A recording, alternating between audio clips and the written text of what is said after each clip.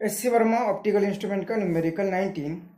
A normal eye has retina 2 centimeter behind the eye lens.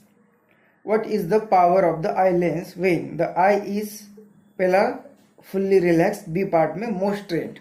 तो normal आई के लिए मतलब जिसमें डिफेक्ट नहीं होगा उसके लिए ये जो आई बॉल होगा वहां पे लेंस से रेटिना उनके बीच में डिस्टेंस 2 सेंटीमीटर होगा।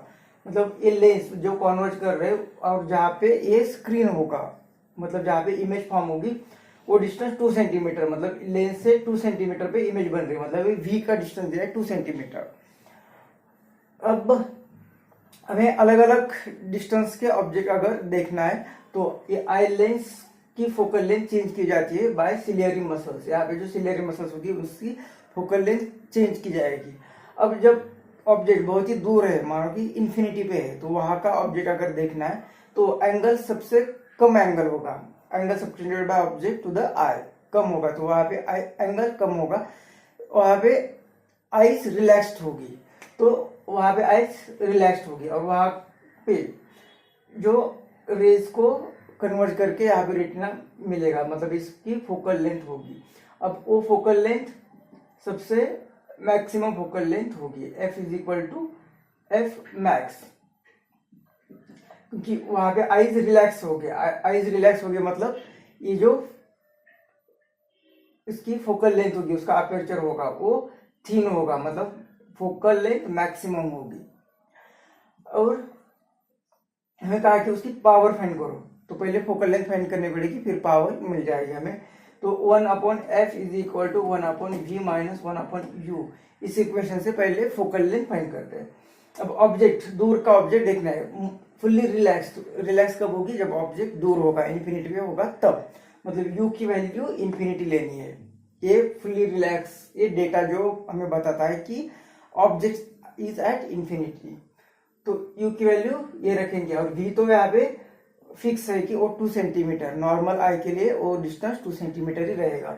अगर डिफेक्ट होता है तब वो डिस्टेंस चेंज होता है तो वो 1/f इज इक्वल टू ये 1/2 सेंटीमीटर ही रहेगा माइनस 1/a इन्फिनिटी है। तो इस केस में ये फोकल लेंथ यहाँ पे बन रही है 1/f इज इक्वल टू ये 0 बन जाएगा तो 1/2। हमें पावर फाइंड करनी है तो पावर मतलब सेंटीमीटर 100 सेंटीमीटर अपॉन एफ क्योंकि ये फोकल लेंथ सेंटीमीटर में तो ये आएगी 100 इंटू ये 1/f मतलब 1/2 तो यहाँ पे पावर आएगी प्लस 50 डायोप्टर ये पावर आएगी 50 डायोप्टर।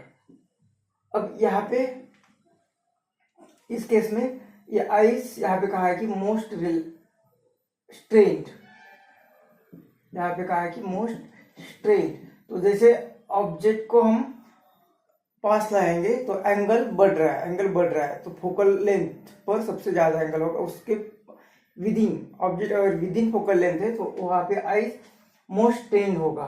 तो हमें ऑब्जेक्ट को या ऑब्जेक्ट हम कितना पास ला सकते हैं तो डिस्टेंस ऑफ डिस्टिंक्ट रीजन मतलब 25 सेंटीमीटर पर ला सकते हैं वहां पे एंगल सबटेंडेड मैक्सिमम होगा तो यहाँ पे मोस्ट स्ट्रेन्ड आई होगा। मतलब ये डेटा हमें बताता है कि u का डिस्टेंस जो होगा वो 25 सेंटीमीटर होगा तो वहां पे हमें पावर फाइंड करनी है। तो जैसे जैसे ऑब्जेक्ट लाएगा उसका थिकनेस बढ़ेगा इस आई लेंस का थिकनेस बढ़ेगा। थिकनेस बढ़ रहा है मतलब फोकल लेंथ कम हो रही है तो यहाँ पे focal length minimum focal length रहेगी तो कितने वो हमें फाइंड करना है तो इस इक्वेशन से हम उसे फाइंड करेंगे।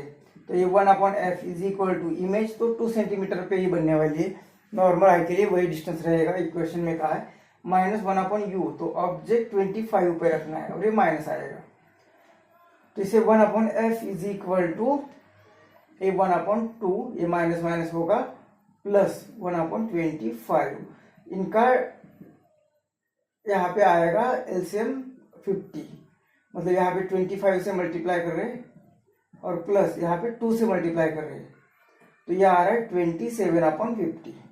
इसकी पावर फाइंड करनी है तो power is equal to 1/f और फोकल लेंथ सेंटीमीटर में तो इसे ऊपर भी सेंटीमीटर में करते तो 100 इंटू 1/f ये मिला है 27/50 मतलब पावर यहाँ पे मिल गई 52 2 इंटू 7 27 2 50 4, ये डायरेक्टर,